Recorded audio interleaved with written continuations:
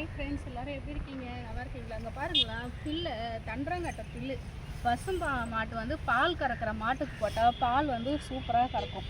அருகம்புல்லே வந்து பார்த்தோன்னா இது ஒரு இங்கே பாருங்கள், இது வந்து தண்டரங்கட்ட புல்லு. இங்கே பாருங்கள், இது வந்து அருகம்புல். நம்ம என்னது வயலில் வந்து செம்மையாக இருக்குது. அப்புறம் வந்து இந்த வீடியோ வந்து எதற்கான வீடியோன்னு பார்த்தீங்கன்னா, அறுப்பு வந்து ஞாயிற்றுக்கிழமையாக அறுக்க வேண்டியது. ஆனால் வந்து மழை வந்து கெட்டுத்துக்கு மக்கள்.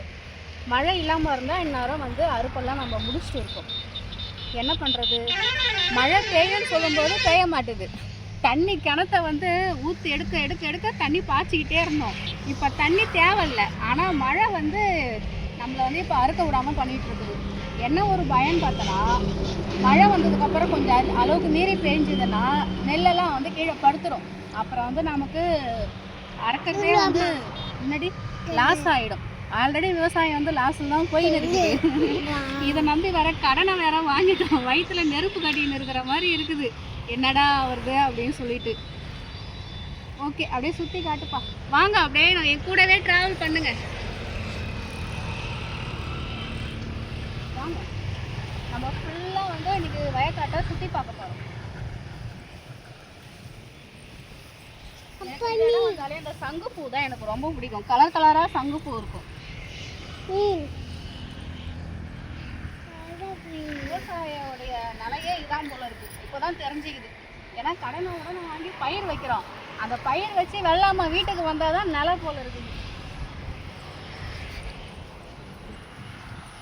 நிறைய பேர் வயலில் செருப்பு போட்டு நடக்கிறியாமான்னு திட்டுறீங்க. இந்த மாதிரி பொதாராக இருக்குது. பில்லு வந்து நல்ல மண்டி போகுது. பூச்சி போட்டி வந்து நிறைய இருக்குது. அதனால அங்கேருந்து வர வரைக்கும் நாங்கள் செப்பலோட தான் வரோம். இதுக்கப்புறம் தான் செப்பலை கைட்டி விட்டு போகுது. நிறைய பேர் வந்து ஏமா செப்பல் போட்டுட்டு வயலில் வர வழி சரியில்லை, அதனால செப்பல் போட்டுட்டு இருக்கோம். இப்போ நம்ம நெல் மட்டும் அறுக்காமல் இருக்குது. இது வரைக்கும் நம்ம நெல் தான்.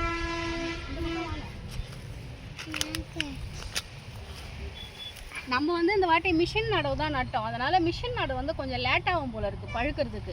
அது வந்து நம்ம நாற்று விட்டு இருந்தோம். நாற்று விட்ட இடத்துல வந்து கை நடவு நட்டுது. கை நடவு வந்து நல்லா பழுத்து போச்சு. இங்கே இருந்ததெல்லாம் மிஷின் நடவு, அது மட்டும் பழுக்கலை. அதனால் அங்கே காட்டுங்களேன். இது வந்து இந்த மிஷின் நடவு நடுற அன்றைக்கி தான் பக்கத்து நிலத்துக்காரங்க வந்து கை நடவு நட்டாங்க. அது பழுத்து அறுத்துட்டாங்க. ஆனால் நம்ம நிலம் மட்டும் அப்படியே அறுப்பு அப்படியே நிற்கிது.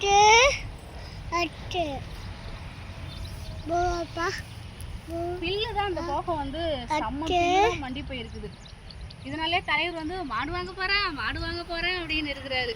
சுற்றி பார்த்தனா இந்த போகம் வந்து ஒரு சிலர் வந்து பயிர் வைக்கல. ஏன்னா வந்து சொந்த மோட்டார் இருக்கிறவங்க மட்டும் பயிர் வச்சாங்க.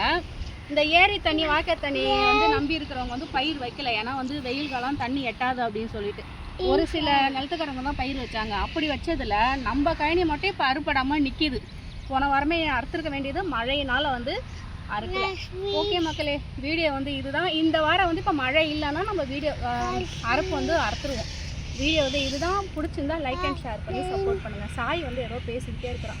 ஓகே மக்களே, பாய்.